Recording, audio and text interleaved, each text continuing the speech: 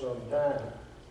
I talked about him, and one of the people that I was talking to, Henry, in his house, we would have to do business, but then we had politics. And he said Henry Jordan was a very intelligent man.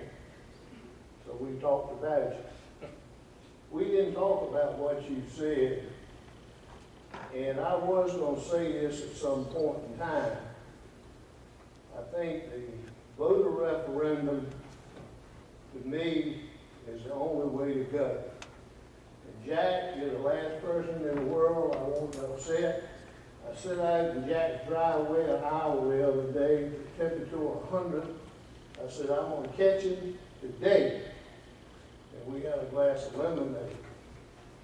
But you said you thought that the people would support fixing the courthouse.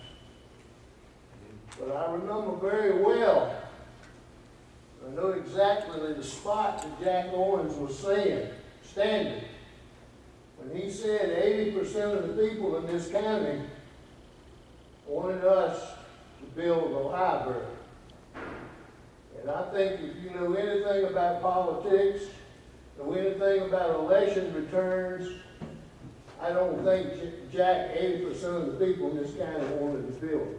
Now, I'm 100% because I'm a historian person, we've got to do something with the courthouse.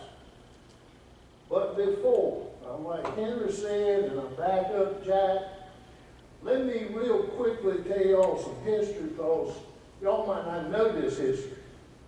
And I don't know when it was because I can't figure it out on the computer. But see, back several years ago, every building money that the county borrowed had to go before the vote. Well, some genius up, oh Lord, I need to put that thing up. Some genius up there in Raleigh in the General Assembly, probably backed by the County Commissioners Association, decided to let us borrow money without a voter referendum.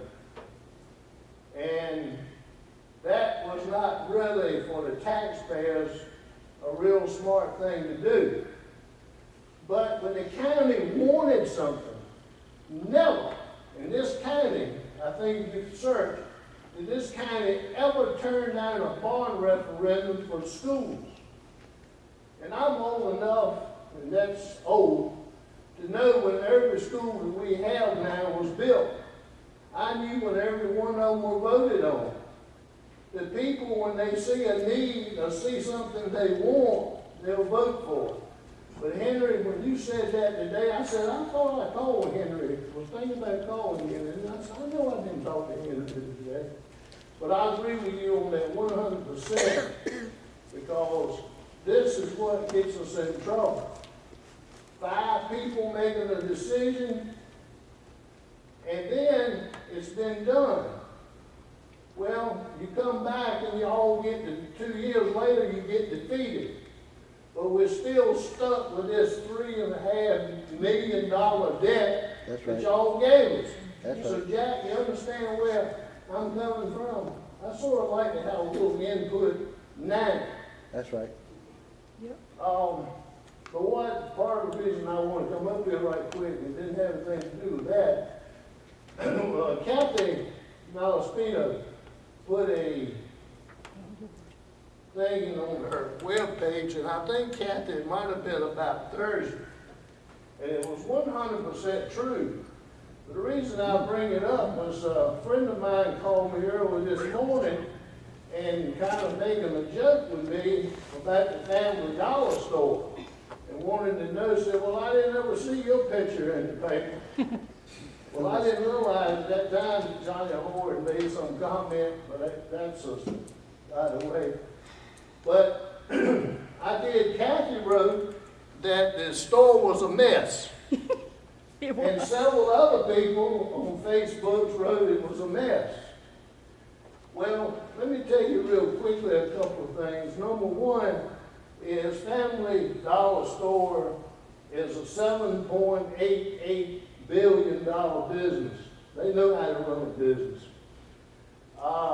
Their profits run, I can't say exactly what the profits are.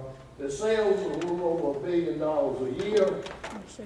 The capitalization, meaning how much they're worth, is $7.88 million. And this morning, the stock opened up $2.39, but it lost it during the day, so I didn't have no money tonight. But the point I wanted to make, and it has nothing to do with the commissioners exactly, this has to do with everybody here. I talked to management, and they says, y'all got a problem in Sunbury? I said, it's on Facebook. I said, I saw it, so I went to the store, and it's a mess. He promised me that it was going to be straightened out by Wednesday.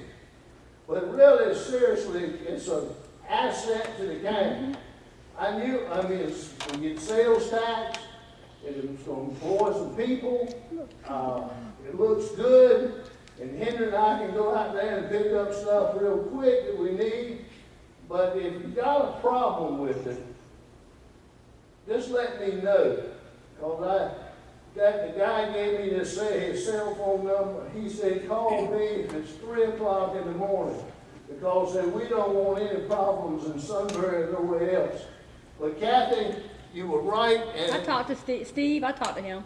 I hope that everything is going to work nice. out. But Henry, you did a good thing, and I agree with everything you said.